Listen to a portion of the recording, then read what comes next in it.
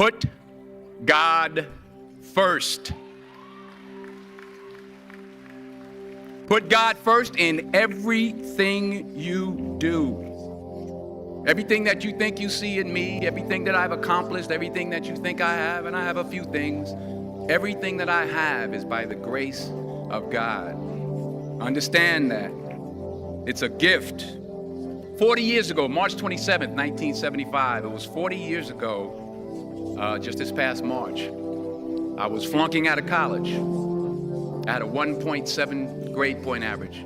I was sitting in my mother's beauty parlor, and I'm looking in the mirror, and I see behind me this woman under the dryer.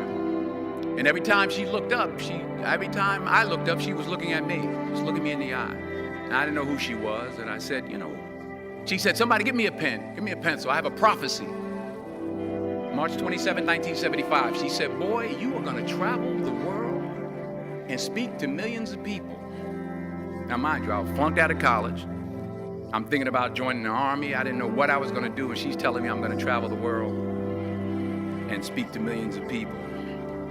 Well, I have traveled the world, and I have spoke to millions of people. But that's not the most important thing, the success that I had. The most important thing is that what she taught me and what she told me that day has stayed with me since. I've been protected, I've been directed, I've been corrected. I've kept God in my life, and it's kept me humble. I didn't always stick with him, but he always stuck with me. So stick with him in everything you do. If you think you want to do what you think I've done, then do what I've done and stick with God. Number 2, fail big. That's right. Fail big. Today is the beginning of the rest of your life, and it can be very frightening. It's a new world out there. It's a mean world out there, and you only live once. So do what you feel passionate about. Take chances professionally. Don't be afraid to fail. There's an old IQ test, was 9 dots, and you had to draw 5 lines with a pencil within these 9 dots without lifting the pencil. The only way to do it was to go outside the box. So don't be afraid to go outside the box. Don't be afraid to think outside the box. Don't be afraid to fail big, to dream big. But remember, dreams without goals are just dreams, and they ultimately fuel disappointment. So have dreams, but have goals. Life goals, yearly goals, monthly goals, daily goals. I try to give myself a goal every day. Sometimes it's just to not curse somebody out. Simple goals, but have goals. And understand that to achieve these goals, you must apply discipline and consistency. In order to achieve your goals, you must apply discipline, which you have already done, and consistency every day, not just on Tuesday and miss a few days. You have to work at it every day. You have to plan every day. You've heard the saying, we don't plan to fail, we fail to plan. Hard work works. Working really hard is what successful people do. And in this text, tweet, twerk world that you've grown up in, remember, just because you're doing a lot more doesn't mean you're getting a lot more done. Remember that. Just because you're doing a lot more doesn't mean you're getting a lot more done. Don't confuse movement with progress. My mother told me, she said, yeah, because you can run in place all the time and never get anywhere. So continue to strive, continue to have goals, continue to progress. Number 3, you'll never see a U-Haul behind a hearse. I'll say it again. You'll never see a U-Haul behind a hearse. I don't care how much money you make, you can't take it with you. The Egyptians tried it. They got robbed. That's all they got. You can't take it with you. And it's not how much you have. It's what you do with what you have. We all have different talents. Some of you will be doctors, some lawyers, some scientists, some educators, some nurses. The most selfish thing you can do in this world is help someone else. Why is it selfish? Because the gratification, the goodness that comes to you, the good feeling that I get from helping others, nothing's better than that. Well, one or two things, but nothing's better than that. Not jewelry, not big house I have, not the cars, but it's the joy. That's where the joy is, in helping others. That's where the success is, in helping others. Finally, I pray that you put your slippers way under the bed tonight, so that when you wake up in the morning, you have to get on your knees to reach them. And while you're down there, say thank you for grace. Thank you for mercy. Thank you for understanding. Thank you for wisdom. Thank you for parents. Thank you for love. Thank you for kindness. Thank you for humility. Thank you for peace. Thank you for prosperity. Say thank you in advance for what's already yours. It's how I live my life. That's why I am, one of the reasons why I am today. Say thank you in advance for what is already yours. True desire in the heart for anything good is God's proof to you, sent beforehand to indicate that it's yours already. I'll say it again. True desire in the heart, that itch that you have, whatever it is you want to do, that thing that you want to do to help others and to grow and to make money, that desire, that itch, that's God's proof to you, sent beforehand already to indicate that it's yours. And anything you want good, you can have. So claim it. Work hard to get it.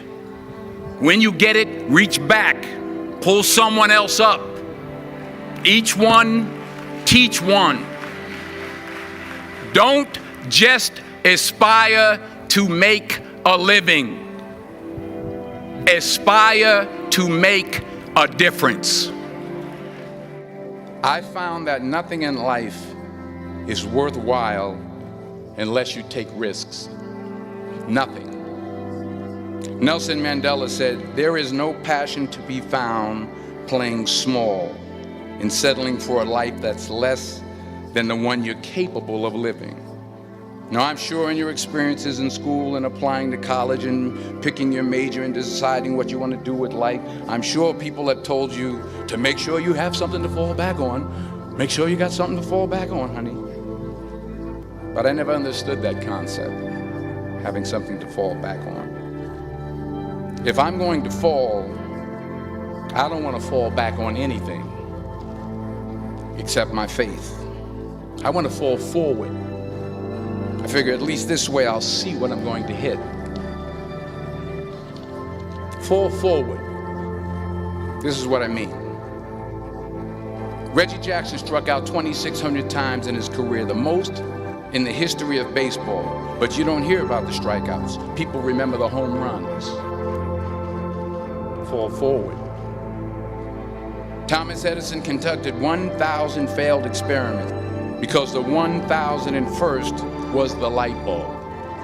Fall forward. Every failed experiment is one step closer to success. You've got to take risks, and I'm sure you've probably heard that before, but I want to talk to you about why that's so important. You will fail at some point in your life. Accept it. You will lose. You will embarrass yourself. You will suck at something. There's no doubt about it. And I know that's probably not a traditional message for a graduation ceremony, but hey, I'm telling you, embrace it, because it's inevitable. And I should know. But here's the thing. I didn't quit. I didn't fall back. I walked out of there to prepare for the next audition, and the next audition, and the next audition. Every graduate here today has the training and the talent to succeed. But do you have the guts to fail? Here's my second point about failure. If you don't fail, you're not even trying. I'll say it again. If you don't fail, you're not even trying. My wife told me this great expression. To get something you never had, you have to do something you never did. Les Brown's a motivational speaker. He made an analogy about this. He says, imagine you're on your deathbed, and standing around your deathbed are the ghosts representing your unfulfilled potential. The ghost of the ideas you never acted on. The ghost of the talents you didn't use. And they're standing around your bed, angry, disappointed, and upset. They say, we came to you because you could have brought us to life, they say.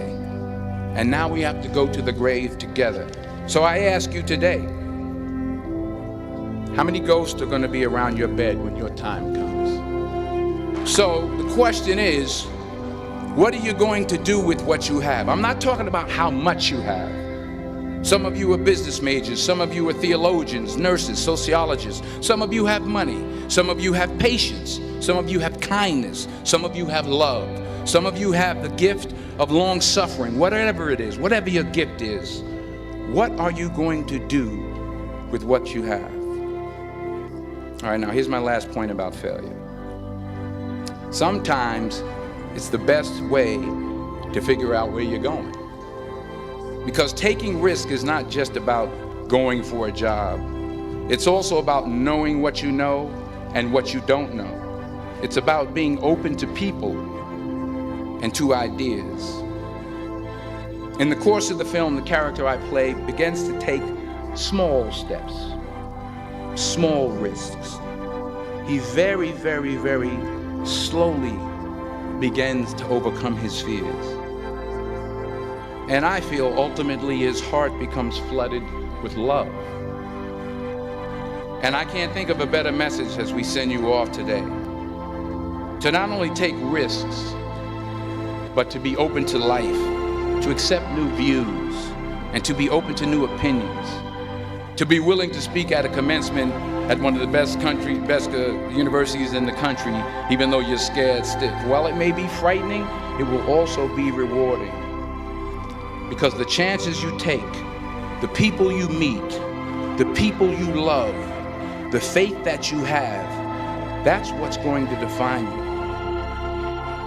So members of the class of 2011, this is your mission. When you leave the friendly confines of Philly, never be discouraged, never hold back, give everything you got. And when you fall throughout life, and maybe even tonight after a few many glasses of champagne, remember this: fall forward. Congratulations, I love you, God bless you, I respect you.